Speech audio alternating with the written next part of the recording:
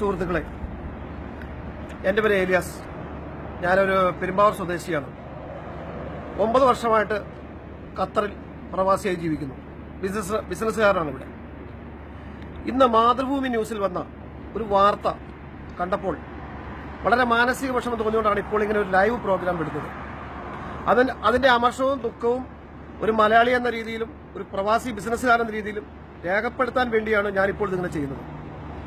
എന്തടിസ്ഥാനത്തിലാണ് India ഗവൺമെന്റും കേരള ഗവൺമെന്റും എല്ലാവിധ പിന്തുണയും എല്ലാവിധ സംരക്ഷണവും ഖത്തറിനും ഖത്തറിലുള്ള മലയാളികൾക്കും ഇന്ത്യക്കാർക്കും കൊടുക്കുമ്പോൾ പ്രവാസികൾ നേതൃത്വം കൊടുക്കുന്ന, പ്രവാസികൾ പണം മുടക്കി ഭൂരിഭാഗവും പ്രവാസികൾ ഇൻവെസ്റ്റ് ചെയ്ത് തുടങ്ങിയിരിക്കുന്ന സിയാൽ എന്ന് പറയുന്ന പ്രസ്ഥാനം മാത്രം, അവിടെ പ്രവർത്തിക്കുന്ന മണി എക്സ്ചേഞ്ചുകൾ മാത്രം ഖത്തർ റിയാലിന് വിലക്കേർപ്പെടുത്തിയത് എന്തുകൊണ്ടാണ്? ഇത് അറിഞ്ഞേ മതിയാവുള്ളൂ.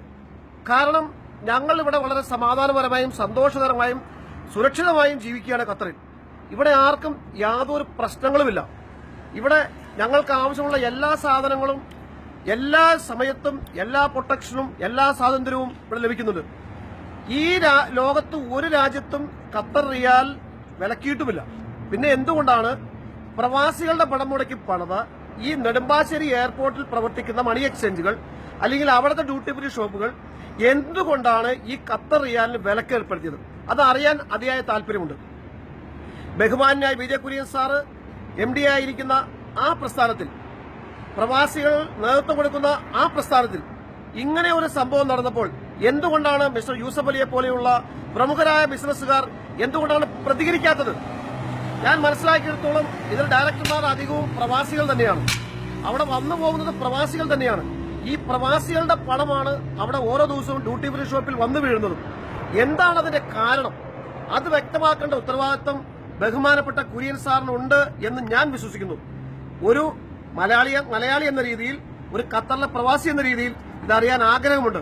അതുകൊണ്ട് എത്രയും പെട്ടെന്ന് ബഹുമാനപ്പെട്ട വിജയ കുര്യൻ സാർ ഇതിലിടപെടുകയും ഇതിന് ആവശ്യമായ നടപടികൾ സ്വീകരിക്കുകയും ചെയ്യണം.